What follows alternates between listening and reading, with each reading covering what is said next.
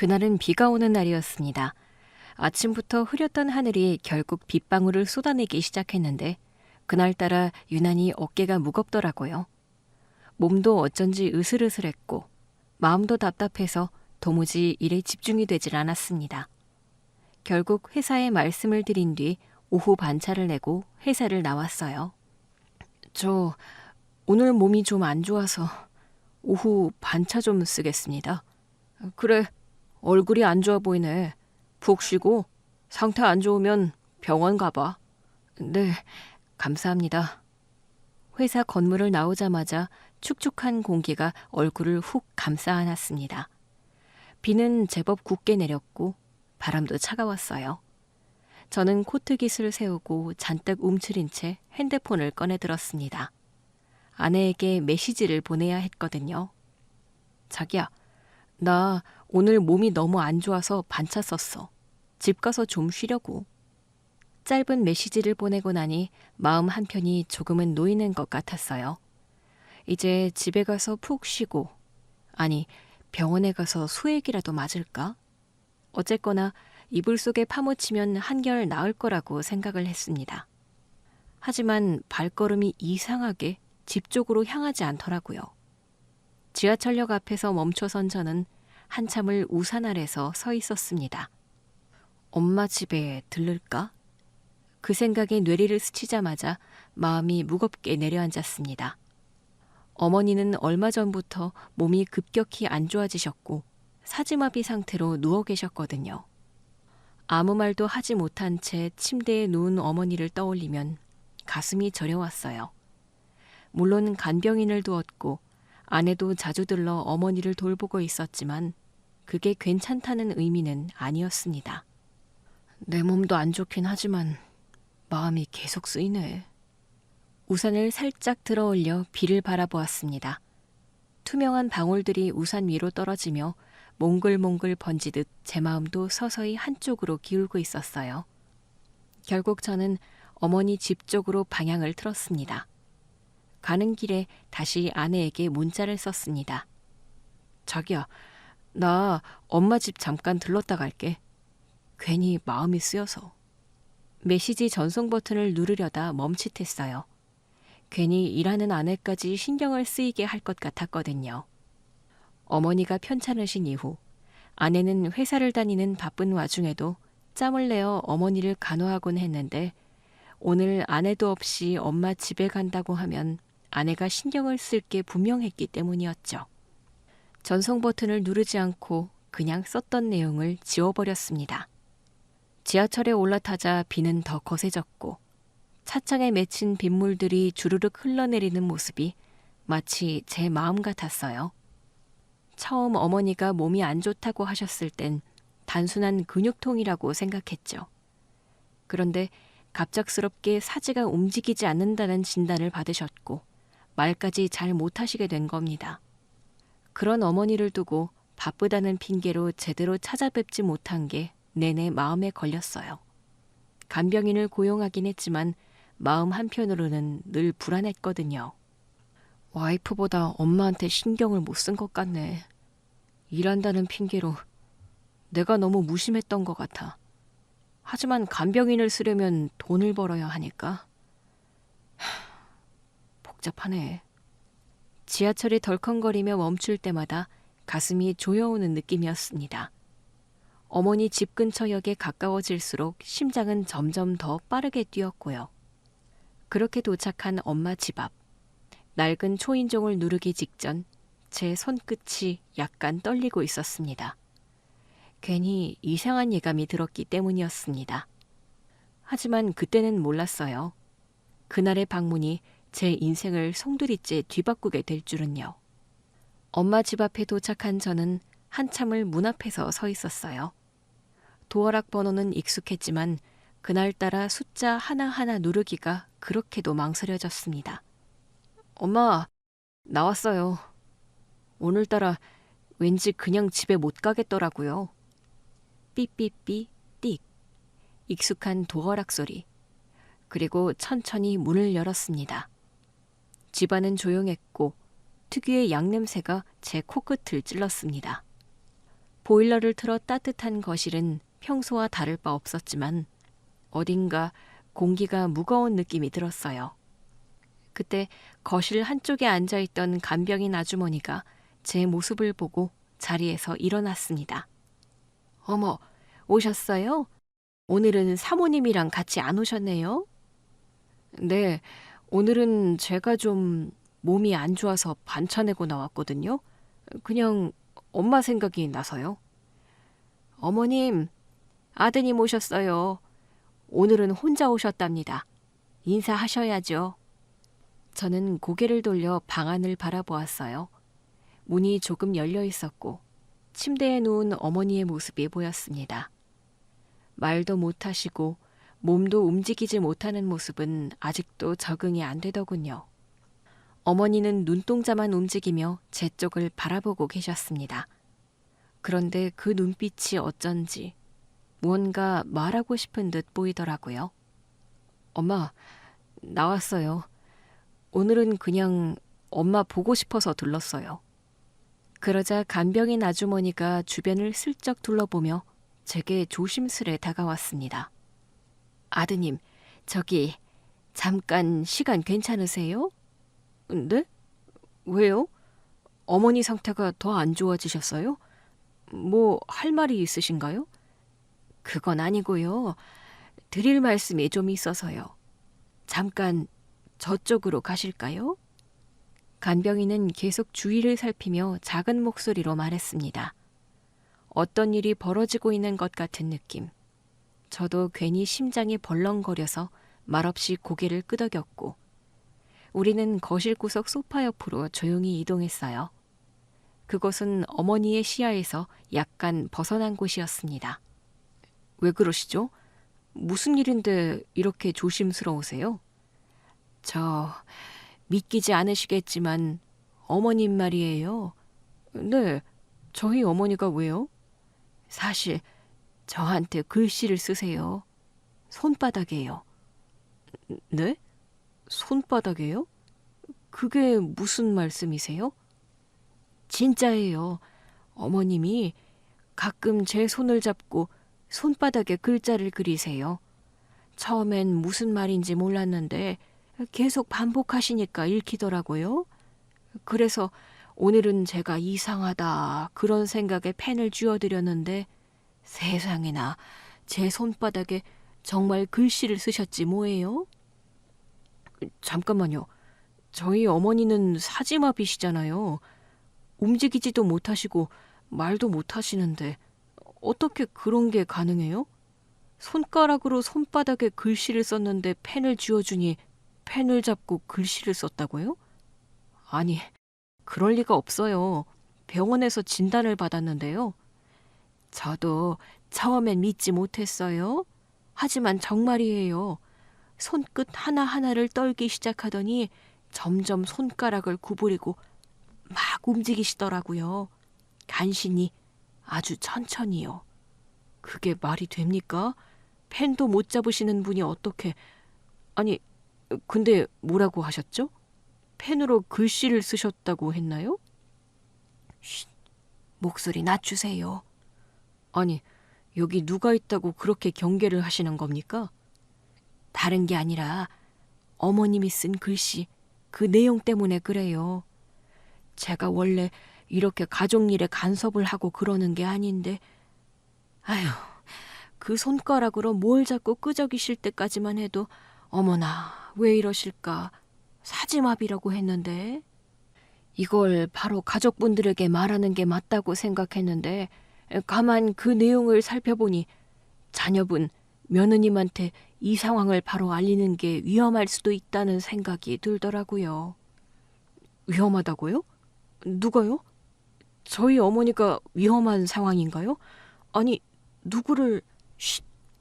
일단 정말 오늘 기적처럼 어렵게 펜을 잡고 글씨를 쓰셨거든요. 이거 보세요. 간병인은 제 말을 끊고 조용히 자신의 손바닥을 펼쳤습니다. 그리고 거기 간병인의 손바닥에는 정말 글씨가 적혀 있었어요. 볼펜을 쥐고 온 힘을 쥐어짜내 글씨를 쓴 흔적. 간병인 아주머니의 손바닥에 써 있는 글씨는 아주 간결했지만 분명한 내용을 담고 있었습니다. 도와줘. 아픈 척 하는 중. 그 글씨를 보는 순간 저는 숨이 멎는 줄 알았어요. 손바닥에 써서 종이에 쓴 것과 완전히 같지는 않았지만 그것은 명백히 제 어머니의 글씨였거든요. 특히 획을 특이하게 꺾어서 긋는 그 모양. 영락없이 어머니의 글씨체였습니다. 어릴 때 제 도시락 뚜껑에 붙어있던 쪽지, 시험 잘 보라고 필통에 몰래 넣어주셨던 손편지, 그때마다 보던 글씨체, 저에겐 아주 익숙한 글씨체였죠. 이거 저희 엄마 글씨인데? 이거 엄마가 쓰신 거 맞죠? 맞아요. 저도 이상해서 몰래 사진까지 찍어놨다니까요. 혹시라도 아드님 오시기 전에 손바닥에 써있는 글씨가 지워질까 봐요. 아니, 잠깐만요. 말도 안 돼. 사지마비 환자고 눈동자 굴리는 것 외에 손가락 까딱을 못 하시는데 글씨를 쓰셨다고요? 근데 글씨 내용이 아픈 척? 저희 엄마가 지금까지 아픈 척을 하고 계셨다는 거예요? 말 못할 사정이 있는 것 같아요. 그래서 오늘 이 글씨를 딱 보고 아드님을 따로 배워야겠다. 아드님께 몰래 말씀을 드려야겠다 생각을 했거든요. 그런데 마침 이렇게 며느님 없이 오셨네요. 간병인이 하는 말을 듣자 머리가 핑 도는 것 같았어요. 엄마가 쓰러지신 이후 제가 했던 모든 걱정, 병원에서의 진단, 간호, 그 모든 게 전부 연기였다는 말이잖아요. 순간 심장이 쿵 하고 내려앉는 기분이었습니다. 말도 안 돼요. 그럴 리가 없어요.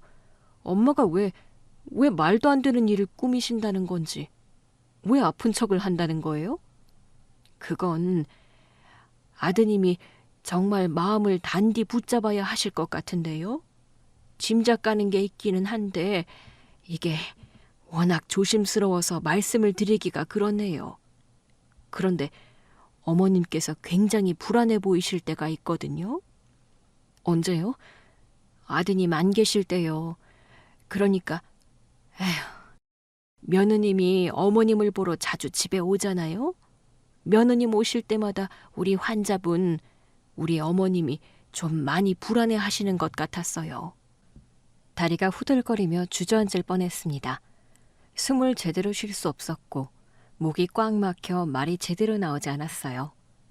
간병인은 계속해서 제 옆에 서 있었지만 그 존재조차 희미하게 느껴질 정도로 저는 충격을 받았습니다.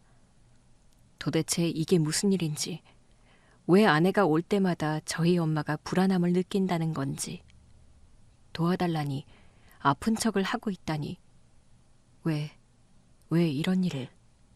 입을 떼려 해도 아무 말도 할 수가 없었습니다. 머리 안에서 고막 터질 듯하게 소리가 울리는 것 같았거든요. 사지마비로 누워 계신 엄마가 요청한 SOS, 그리고 자주 저희 엄마를 찾아뵈며 지극정성 간호를 하던 아내, 그런 아내가 올 때마다 불안해한다는 엄마. 그 순간 개거품이라도 물고 쓰러질 뻔했을 만큼 엄청난 충격을 받았고 동시에 뭔가 아주 깊은 비밀이 막 밝혀지려 한다는 걸 예감할 수 있었습니다. 그렇게 간병인의 손바닥 글씨를 본 뒤 거실에 멍하니 앉아 있었는데 어디선가 진동음이 울렸어요. 핸드폰을 보니 아내였습니다. 심장이 철렁 내려앉는 것 같더라고요. 그 상황에서 아내 전화를 받는다는 게 왜 그렇게 긴장되는 일이었을까요? 그 순간 모든 걸 아내에게 말해야 하나 갈등이 들었지만 그럴 수는 없었습니다. 아니, 아직은 그럴 수 없는 거였죠. 여보, 왜? 여보, 몸은 좀 어때? 약은 먹었어? 응, 아직. 나 병원 근처야. 수액 좀 맞으려고. 그래? 아이고, 내가 있었으면 같이 가줬을 텐데. 미안해. 오늘 퇴근하고 죽 끓여줄게. 얼른 낫자, 우리 여보. 그 다정한 목소리에 순간 울컥했습니다. 그렇게 따뜻한 말을 해주는 아내가 정말 엄마에게 그랬을까? 그럴 리 없어 라고 생각하고 싶은 마음과 혹시나 하는 마음이 머릿속에서 계속 부딪혔어요. 괜찮아. 자기 일 끝나고 와서 봐. 나 좀 누워있다 들어갈게. 수액 맞으면 컨디션 돌아올 거야. 그래. 집에서 봐. 전화를 끊은 뒤 핸드폰을 무겁게 내려놓았습니다. 그리고 어머니의 방을 바라보았어요. 방 안은 고요했고 어머니는 그대로 누운 채 눈만 깜빡이고 계셨습니다. 그 눈빛이 마치 저를 부르는 것 같았거든요. 그 눈빛에 이끌리듯 천천히 방 안으로 들어갔습니다. 엄마, 아까 간병인 아주머니가 보여준 글씨 진짜 엄마가 쓴 거예요? 엄마 아픈 척 하는 거라고요? 도와달라고? 그게 정말이에요? 도대체 무슨 일이에요? 글씨 보니 분명 엄마 글씨가 맞는데. 엄마, 뭐라고 말 좀 해봐요. 말을 못하면 손가락으로. 자, 여기 내 손바닥. 엄마, 여기다 말해봐요. 그 순간 어머니는 눈동자를 좌우로 움직이셨어요.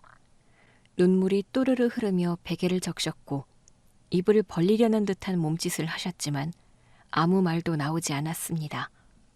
왜 그러시는 거예요? 아픈 척이라뇨. 엄마, 무슨 일이 있었던 거예요? 저는 어머니 손을 살며시 잡았습니다.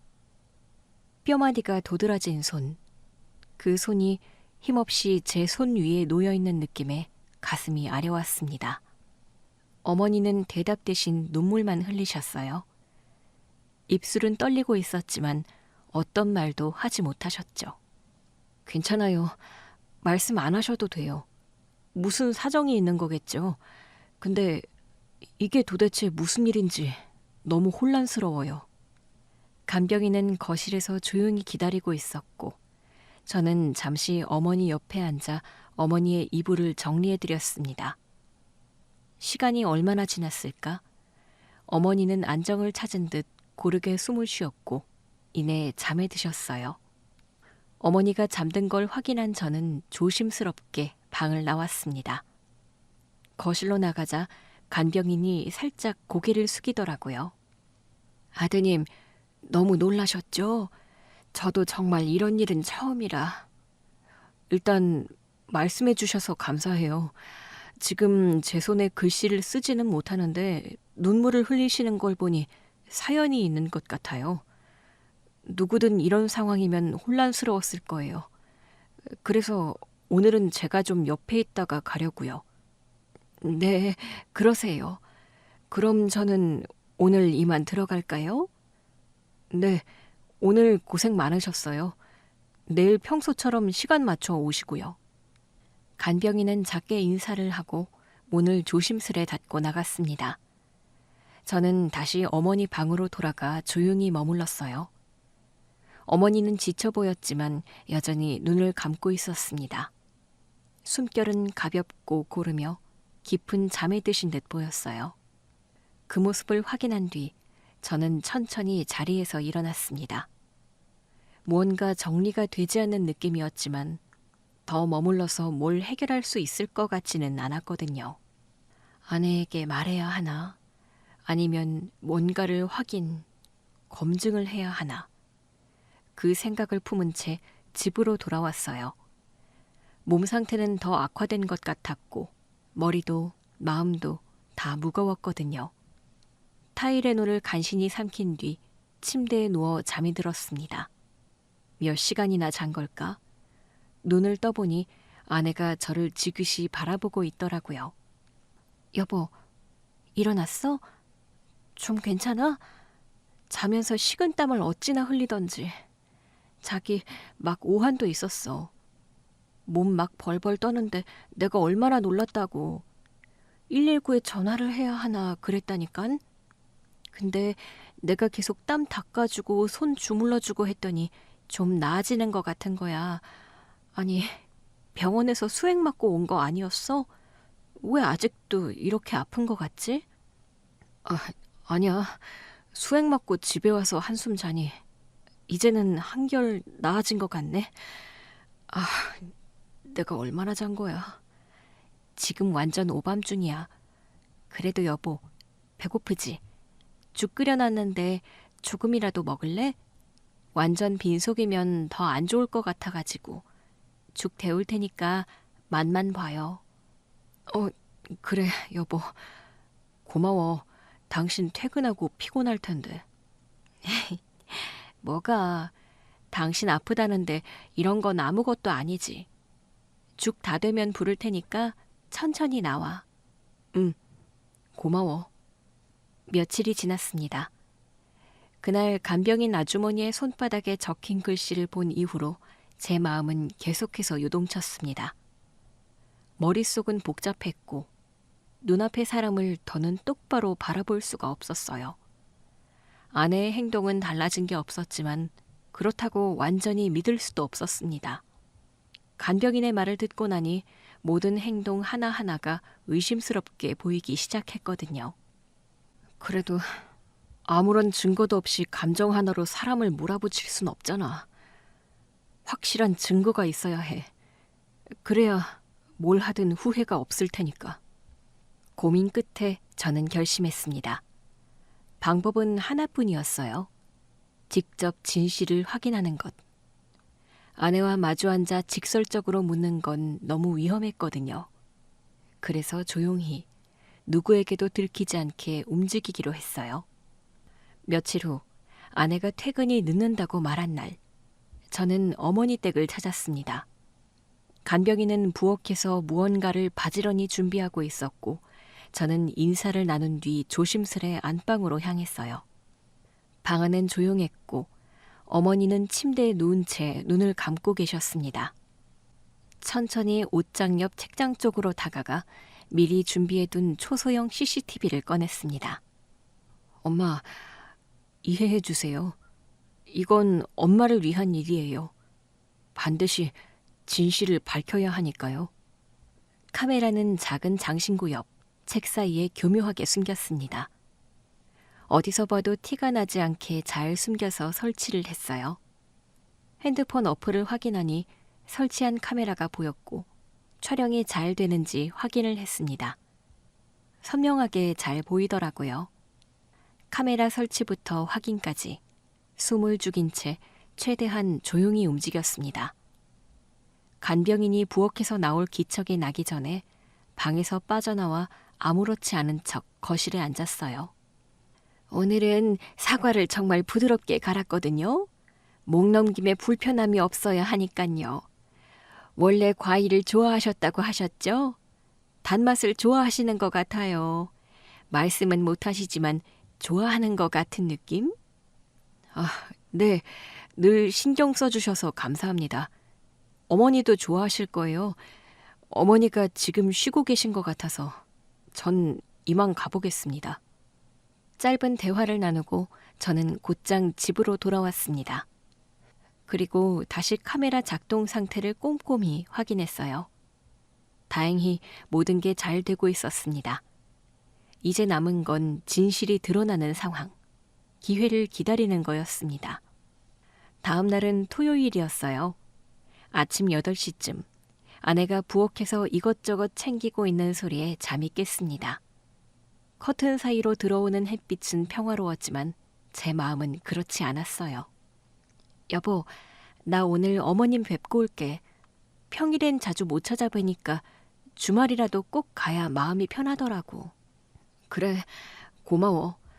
나는 오늘 회사 일 처리할 게 있어서 잠깐 사무실 들렀다가 일을 좀 봐야 할 것 같아. 같이 못 가서 미안해, 여보. 엄마 잘 계신지 꼭 확인해줘. 응. 오늘은 과일도 좀 사가야지. 어머님 사과 좋아하시잖아. 전에 보니까 곱게 갈거나 완전 즙을 내면 드실 수가 있더라고. 그렇지. 사과 좋아하시지. 전날 간병인 아주머니도 사과를 갈았다고 했죠. 아내가 이전에 간병인 아주머니께서 과일 준비하는 걸 유심히 봐두었던 걸까요? 돌이켜보니 정말 저 없이 아내 혼자 어머니를 보러 간 적이 많았던 것 같았습니다. 1시간 뒤 각자 외출 준비를 마친 우리는 함께 집을 나왔습니다. 아내는 어머니 집으로 간다고 했고 저는 사무실에 간다고 말을 했죠. 아내를 배웅하며 먼저 출발을 시켰고 저는 잠시 후 멀리서 아내를 놓치지 않도록 일정한 간격을 두고 아내의 차를 쫓아갔습니다. 어머니 집에 가겠다던 아내는 마트로 향했어요. 저는 멀리서 아내가 장을 보는 모습을 지켜봤습니다. 과일 코너에서 아내는 신중하게 사과를 고르더라고요. 붉은색이 선명한 사과를 2개, 포도도 한 팩, 바나나까지 집어들었습니다. 이어서 채소 코너로 이동해 브로콜리와 감자, 당근을 담았고 고기 코너에선 닭가슴살을 챙기더군요. 뭐야 이건? 전부 엄마가 좋아하시는 것들인데. 아내는 그 뒤로 두유와 미숫가루, 그리고 유기농 죽 재료까지 챙겼습니다. 마치 정말로 누군가를 위해 정성스레 음식을 준비하는 사람처럼 전혀 꾸밈이 없는 모습이었거든요. 그 모습이 저를 더 혼란스럽게 만들었습니다. 전부 꾸며낸 행동이라고 하기에는 너무 완벽한 거 아닐까? 지금까지는 이상한 게 하나도 없는 것 같은데.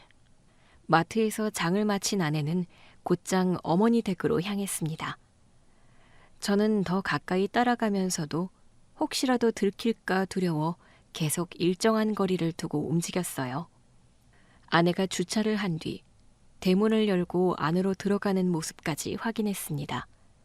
이제 남은 건 카메라 속의 진실을 기다리는 일이었어요. 제 심장은 어느 때보다 빠르게 뛰었고 손은 식은땀으로 젖어 있었습니다. 제발 오늘 모든 게 드러났으면 좋겠다. 저는 어머니 집 근처 골목에 차를 댄 뒤 조용히 핸드폰을 꺼내 CCTV 앱을 켰습니다. 카메라가 잘 작동하고 있기를 바라는 마음으로 숨을 고르며 접속했어요. 화면이 뜨는 순간 심장이 한껏 조여오는 듯 했습니다. 모니터 속 방은 고요했고 어머니는 침대 위에 누워 계셨습니다. 간병인은 어디에도 보이지 않았고 방 안엔 어머니 혼자였어요. 그 모습만으로도 괜히 가슴이 먹먹해졌습니다. 엄마는 자주 깜빡이는 눈으로 문 쪽을 응시하고 계셨어요. 가슴께가 천천히 오르내리고 있었고 눈썹 사이가 자꾸 찌푸려지는 게 보였어요. 엄마, 지금 무슨 생각하세요? 왜 그렇게 불안해 보여요? 한참을 그렇게 문 쪽을 응시하던 어머니는 천장을 보셨습니다. 눈물이 고여있는 듯 반짝였고 입술이 살짝 움직이는 모습이 포착됐습니다. 말은 나오지 않지만 뭔가를 전하고 싶은 듯한 그 표정. 너무 익숙한 얼굴인데 낯설게 느껴졌어요. 엄마가 무서워하는 건 혹시 누군가 올 것 같아서 불안해하는 거예요? 그 순간 간병인이 문을 열고 방으로 들어왔습니다. 그리고는 어머니 옆에 앉아 팔을 만져보며 상태를 확인했어요. 어머님, 며느님 오셨어요. 마음 놓으셔도 돼요. 제가 곁에 있으니 걱정 마시고요. 간병인이 말을 건넸지만 어머니는 눈만 깜빡였고 아내가 등장했습니다. 부엌에 장본 것들을 정리하고 방에 들어온 것 같더라고요. CCTV 속 아내는 저희 어머니를 보며 인사를 했습니다. 어머님, 저 왔어요. 오늘은 사과랑 바나나 좀 사왔어요. 어머님, 과일 좋아하시죠? 제가 목 넘김 부드럽게 잘 드실 수 있도록 준비해 볼게요. 웃고 있네. 평소처럼. 정말 아무렇지 않게. 그런데 제 눈길을 끄는 것은 간병인 아주머니였습니다. 간병인은 아내가 들어오자마자 바짝 붙어서 움직이기 시작했거든요. 아내의 뒤를 바짝 따르며 한시도 눈을 떼지 않았어요. 마치 누군가의 행동을 감시하는 사람처럼요. 어머니를 살펴보던 아내는 욕실로 향했고 간병인은 욕실 문 앞에서 아내를 기다리고 있었어요. 잠시 후 아내는 작은 대야와 물수건을 가지고 나왔습니다. 제가 아까 얼굴이랑 팔다리 다 닦아드렸는데 며느님 너무 고생 안 하셔도 돼요. 아휴, 아니에요. 꼼꼼히 닦아드려야 해요. 혹시 욕창이라도 생기면 큰일 나요. 그러고 나서 아내는 따뜻하게 적신 물수건으로 어머니의 얼굴과 팔다리를 정성스럽게 닦기 시작했습니다. 어머니는 미세하게 움츠리기는 했지만 반항하거나 거부하지 않으셨어요. 아, 거부할 수가 없는 거겠죠. 그저 그대로 몸을 맡긴 채 눈을 감고 계셨습니다. 머리도 제가 다시 빗겨드릴게요. 어머님은 편찮으셔도 머리 잘 손질되어 있어야 제 마음이 편해서요. 제가 머리도 다 정리해드렸는데 며느님은 진짜 꼼꼼하시네요. 아내는 옷장 속에서 빗을 꺼내 어머니의 머리를 천천히 빗기기 시작했습니다. 손놀림은 익숙했고 표정엔 조심스러움이 가득했어요. 그런 아내의 모습을 보며 저는 차 안에서 자꾸만 심장이 무너지는 기분이 들었습니다. 대체 뭐가 진실이지? 이게 연기일 리가 없는데. 너무 정성껏 엄마를 돌보고 있잖아. 카메라 속 아내는 곧 어머니에게 미움을 떠먹여드리고 손톱을 깎아주고 발톱까지 정리해주기 시작했습니다. 그리고 어머니가 조용히 눈을 감자 이불을 덮어주고 천천히 방을 나왔어요. 아내는 부엌에서 반찬을 정리했고 냉장고에 새로 만든 반찬들을 차곡차곡 넣은 뒤 간병인 아주머니에게 말을 했습니다. 저 여기서 식사 대충 해결하시는 것 같은데 제가 반찬 좀 만들어 두었어요. 냉장고에 있으니까 잘 챙겨 드세요. 간병이라는 게 정말 쉽지 않은데 여사님까지도 아프시면 안 되시잖아요. 아이고, 저까지 신경을 다 써주시다니 고마워요. 어머님, 저 먼저 갈게요. 오후에 비 온다니까 꼭 창문 닫고 계셔야 해요. 간병인 아주머니한테도 말씀드렸어요. 다음에 또 올게요. 그 말을 끝으로 아내는 집을 나섰고 카메라에는 안방 문이 닫히는 모습까지 생생히 잡혔습니다. 저는 여전히 차 안에 앉은 채 핸드폰을 손에 꼭 쥐고 있었습니다. 심장이 점점 더 빠르게 뛰기 시작했어요. 오늘 찍힌 걸로는 아무런 문제가 없는데. 아, 그렇지. 이제 아내가 다녀갔으니 이제부터가 중요한 거지. 엄마가 간병인 아주머니한테 뭔가를 또 말할지도 모르잖아. 지금부터가 진짜 시작인 거야. 저는 차 안에서 조용히 핸드폰 화면을 바라보고 있었습니다. 아내가 떠난 지 한참이 지났고 방 안은 다시 조용해졌어요. 어머니는 여전히 침대 위에서 눈을 감고 계셨고 움직임은 거의 없었습니다. 그러던 중 문이 다시 열리며 간병인이 조심스럽게 방 안으로 들어왔습니다. 그런데 정말 눈을 뜨고 볼 수 없는 장면, 말도 안 되는 일이 화면에 잡혔습니다.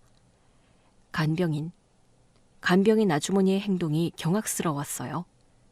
간병인 아줌마는 문을 살짝 닫은 뒤 저희 어머니 쪽으로 다가가더니 갑자기 손가락으로 어머니의 팔을 쿡쿡 찌르더라고요. 한 번, 그리고 다시 한 번. 어머니는 눈을 깜빡거리며 천장만 바라보셨어요. 정말 안 움직이네요. 할매, 진짜 사지마비 맞는 거지?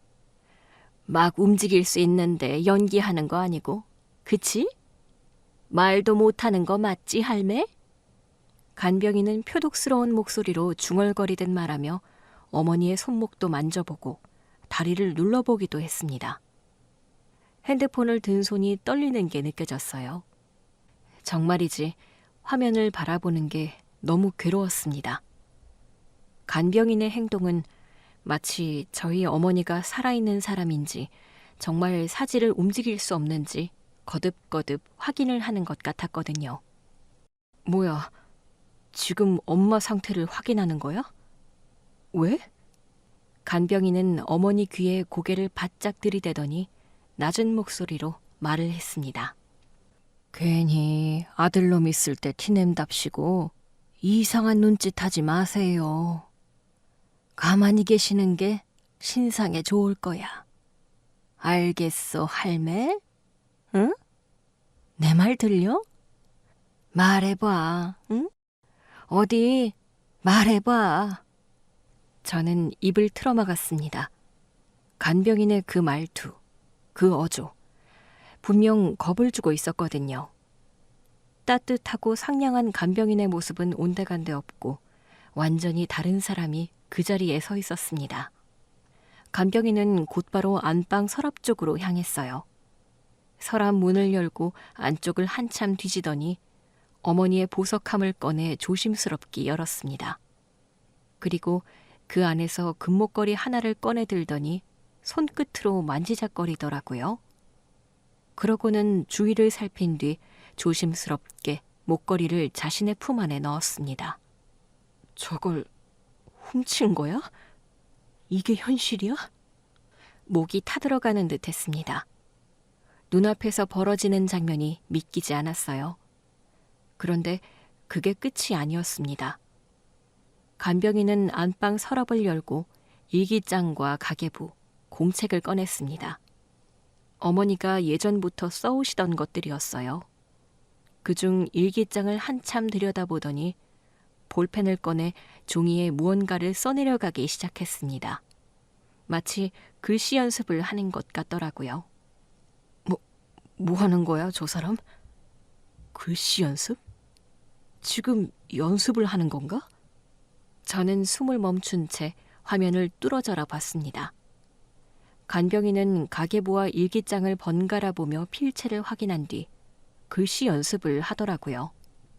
읽고 볼펜을 손에 쥐더니 한자 한자 자신의 손바닥에 신중하게 글씨를 써내려갔습니다.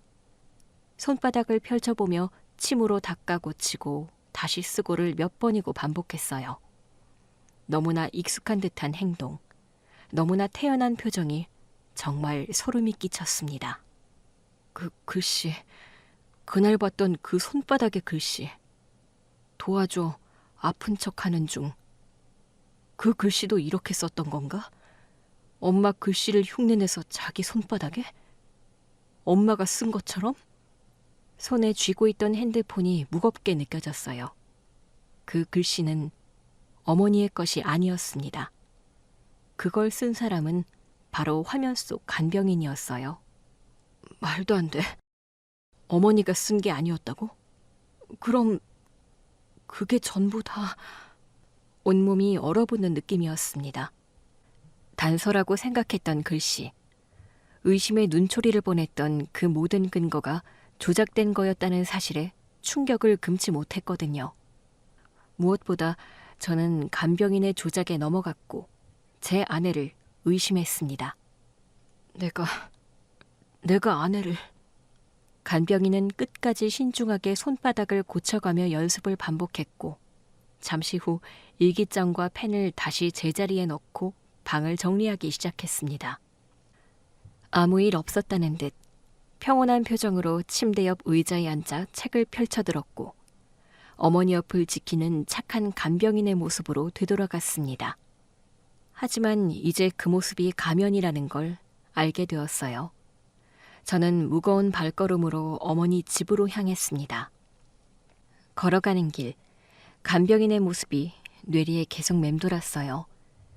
어머니를 찔러가며 반응을 확인하고 겁을 주듯 속삭이던 그 말. 서랍 속 보석함을 뒤지고 어머니의 글씨를 흉내내던 그 장면이 떠오를 때마다 식은땀이 났습니다.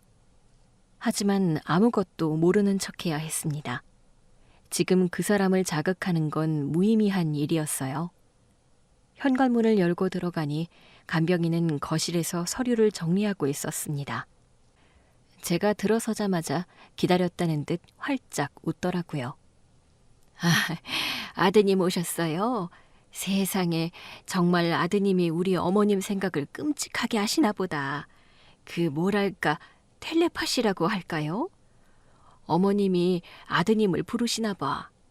막 마음에 이끄는 그런 게 있나 봐요. 그쵸? 왜요? 맞다. 오늘 아내가 다녀갔을 텐데. 그럼요. 다녀가셨죠. 근데 문제는 그 다음이었어요. 오늘도 어머님이 제 손바닥에 글씨를 써주셨거든요. 이전보다 훨씬 분명하게요. 그래요? 뭐라고 쓰셨는데요? 간병인은 한쪽 손을 펼쳐 보였습니다. 손바닥에는 간병인이 저희 어머니 필체를 흉내내서 끄적인 글씨가 적혀 있었어요. 도와줘. 며느리가 무서워. 그 글씨를 보자 온몸이 굳어지는 것 같았습니다.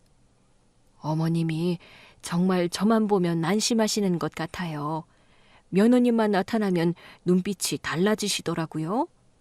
오늘 며느님 다녀간 이후에 제가 어머님을 살피는데 또 막 할 말이 있는 듯 손을 움찔움찔 하셔가지고 펜을 쥐어드리니까 이런 글씨를 남기셨지 뭐예요? 그렇군요. 걱정 마세요. 제가 잘 정리할게요. 어머니는 계속 잘 부탁드리겠습니다. 네, 아드님. 저도 믿고 있어요. 제가 어머님 잘 지켜드릴게요. 그런데 어머님이 이렇게 불안해하시니 며느님은 당분간 여기 안 오는 게 좋지 않을까요? 뭔가 아드님이 정리를 한번 해주셔야 할 것 같아. 네, 알겠습니다. 정말 감사해요. 저는 억지 미소를 지으며 간신히 고개를 끄덕였습니다. 손이 떨리는 걸 숨기기 위해 바지 주머니에 깊숙이 손을 찔러 넣고 최대한 자연스럽게 집을 빠져나왔어요. 숨을 쉬는 것조차 힘들었고 가슴께엔 묵직한 돌덩이가 올라앉은 기분이었습니다. 저는 집으로 돌아가지 않았어요. 곧장 차를 몰고 경찰서로 향했습니다. 시트에 등을 기댔지만 전혀 편하지 않았고 경찰서에 도착해서도 한참 동안 손이 움직이질 않았어요. 더 이상은 안 돼. 엄마를 지켜야 해. 경찰서 민원 접수 창구에 도착하자마자 접수 담당자에게 말을 걸었습니다. 저 신고를 해야 하는데요. 저희 어머니를 돌보는 간병인인데 이건 그냥 넘어갈 수 없는 상황입니다. 제가 증거 영상을 가지고 있어요. 안내에 따라 서류 작성을 한 뒤 경찰을 만나게 되었습니다. 영상을 가지고 계시다고요? 어떤 내용이죠? 도둑질, 겁주기, 거짓말, 그리고 조작된 증거까지 있습니다. 이건 그냥 가정 내 문제로 넘어갈 일이 아니에요. 그날 신고를 마쳤고 얼마 뒤 담당 형사가 배정되어 다시 경찰서로 가게 되었습니다. 책상 너머로 앉은 담당 형사는 차분한 태도로 저를 맞이했습니다.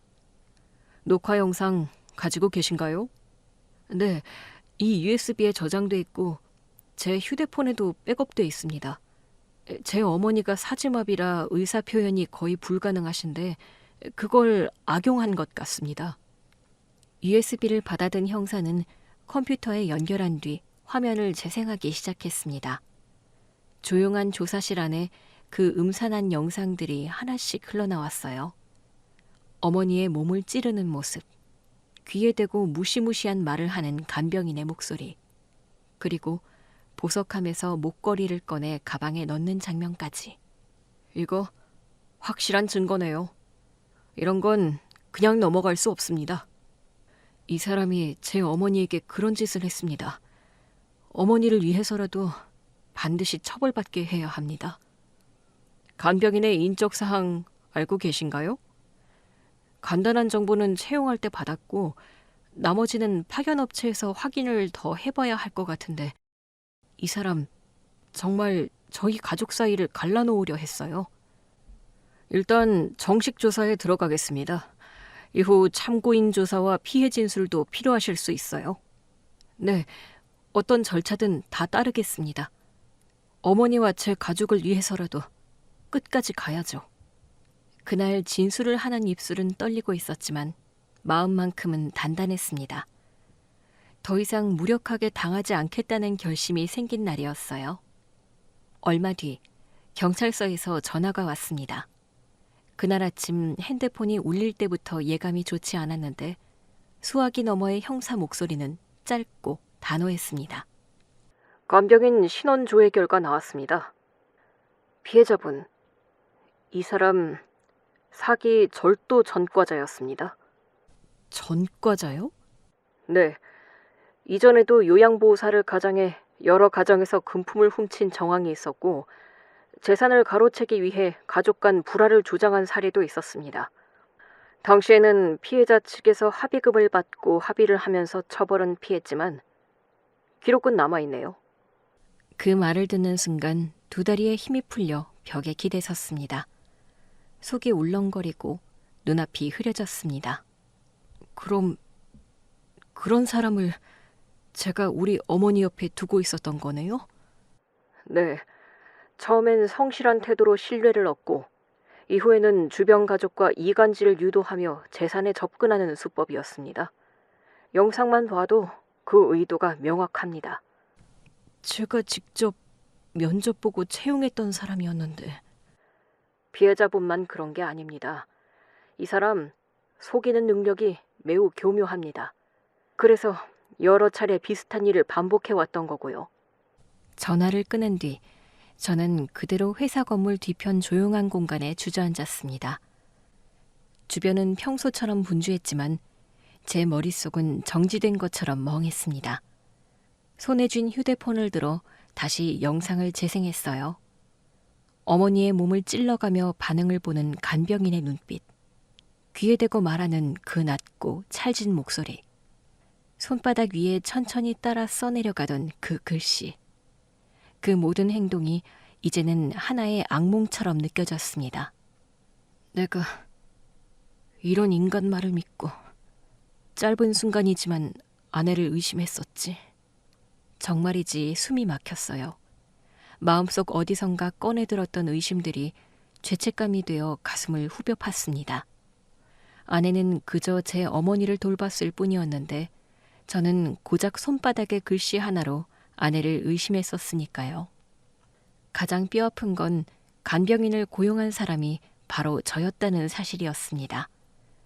처음 간병인을 소개받고 면접을 본 날, 간병인 아줌마는 말수가 적고 성실해 보였거든요. 자격증도 있었고 이전 근무지에 대한 말도 그럴듯했죠. 그저 엄마에게 좋은 사람을 붙여드리고 싶었을 뿐인데. 화면을 멈추고 다시 되감았습니다. 다시 보고 또 보며 내가 무엇을 놓쳤는지 찾으려 애썼습니다. 작은 표정, 눈빛, 손짓 하나하나가 이제 와서야 낯설게 느껴지더라고요. 그리고 떠올렸어요. 아내가 간병인을 처음 만났던 날이었죠. 여보, 그분 너무 말이 없으신 것 같은데 좀 퉁명스럽다고 해야 하나? 말 수 없는 게 뭐 어때서. 오히려 수다스러운 것보다 낫지. 조용히 어머니만 잘 돌봐드리면 되지. 그때 아내는 고개를 끄덕였지만 어딘가 수긍하지 못한 눈빛이었거든요. 그 눈빛조차 저는 외면했습니다. 믿고 싶은 대로만 믿었던 겁니다. 엄마한테 미안해서 어떡하지? 눈물이 핸드폰 화면 위로 뚝 떨어졌습니다. 어머니는 모든 걸 말할 수도 없고 움직일 수도 없는데 저는 그 사이에서 흔들리고 흐린 판단을 하고 결국 모두에게 상처만 남긴 거였습니다. 그제야 저는 처음으로 제대로 인정했어요. 이 모든 파국은 그 교묘한 사기꾼의 거짓말 하나로부터 시작됐지만 그 사람을 선택하고 받아들인 건 바로 저였다는 걸요. 집으로 돌아와서도 고통은 끝나지 않았어요. 가장 참기 어려웠던 건 그 사람의 말 한마디에 아내를 의심하고 거리를 둔 제 자신이었습니다.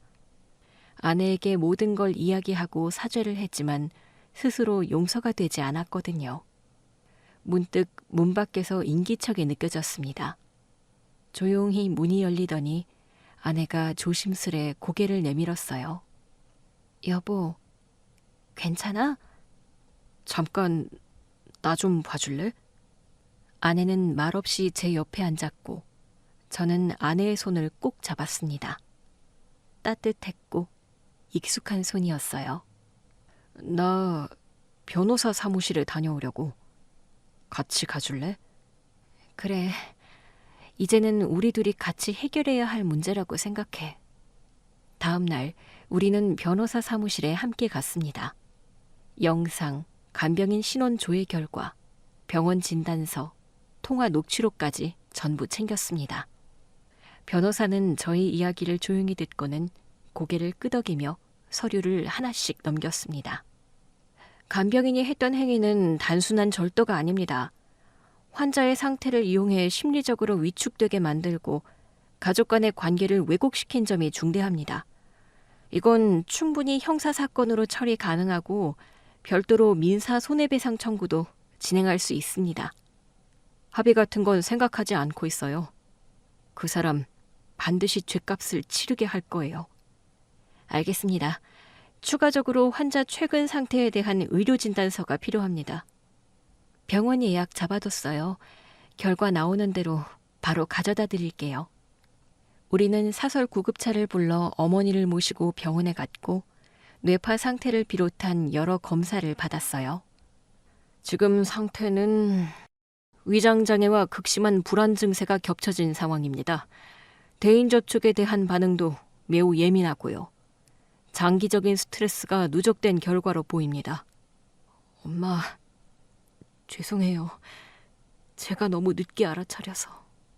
그리고 얼마 후 간병인은 경찰 조사를 받고 구속됐습니다.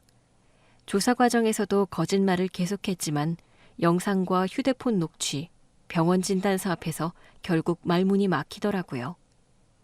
재판은 길지 않았습니다. 피고인은 장기간 피해자의 가정에 침투하여 신뢰를 악용하고 거짓말과 협박으로 피해자의 정신적 고통을 유발했습니다. 피해자 측의 합의 의사가 없고 범행 수법의 악질성을 고려해 저희 부부는 민사소송 준비에 들어갔어요. 간병인이 훔쳐간 물품 목록과 피해액을 산정하고 정신적 피해에 대한 손해배상도 청구했습니다. 더 이상은 물러설 이유가 없었습니다. 그리고 집으로 돌아오는 길, 저는 조용히 운전대를 잡고 옆자리에 앉은 아내를 바라보았습니다. 여보, 정말 고마워. 그리고 미안해. 아내는 저를 향해 조용히 웃었는데 그 미소는 그 어떤 말보다 더 큰 용서를 담고 있는 듯 했습니다. 그날 이후 몇 달이 지났습니다. 그간 어머니는 꾸준히 병원 치료를 받으셨는데 기적적으로 다시 몸을 움직일 수 있게 되었습니다. 정신과 상담도 병행하셨어요. 초기에는 낯선 사람과의 접촉조차 힘들어 하시던 어머니였지만 점차 마음을 열고 말을 조금씩 다시 하시기 시작했습니다. 그리고 어느 날 어머니는 공원 산책길을 걸을 수 있을 정도로 회복을 하셨어요. 천천히, 아주 천천히 걸음마를 떼시며 제 손을 꼭 잡고 움직이시는 어머니를 보는 순간 눈물이 날 뻔했습니다. 엄마, 괜찮으세요? 무리하시는 거 아니죠? 괜찮아. 바람 쐬니까 좋아. 그런데 요즘 네 아버지 생각이 많이 난다. 어머니는 잔잔한 미소를 지으며 발걸음을 옮기셨고 그 옆에는 아내가 있었어요. 매일같이 어머니의 약을 챙기고 죽을 끓이고 반찬을 싸서 가져다 드리던 아내였죠. 여보, 피곤할 텐데 괜찮아? 괜찮아. 어머님이 건강해지시는 게 나한텐 제일 큰 선물이야. 여보, 나 이거 당신한테 꼭 주고 싶었어. 고맙고 미안해서. 이게 뭐야? 왜 갑자기? 고마워서. 그동안 당신이 해준 모든 일들 말로는 다 못하니까 그냥 받아줘. 아내를 위해 목걸이를 준비했거든요. 아내는 잠시 말을 하지 않고 선물을 바라보았습니다. 여보, 이런 거 안 해줘도 되는데 고마워. 우리 나중에 어머님이랑 셋이 사진 찍자. 그러자. 다시 건강해지셨으니 꼭 사진으로 남겨야지. 거실 액자에 걸어둔 가족 사진. 사진 속 우리는 환하게 웃고 있었어요. 모든 상처가 사라진 건 아니지만 적어도 지금 서로의 온기를 느끼며 함께 있는 그 자체가 기적처럼 느껴지네요. 거짓이 우리 가족을 흔들었지만 무너지지 않았습니다. 어머니가 건강을 되찾으신 것, 그리고 변함없는 아내에게 감사한 마음입니다.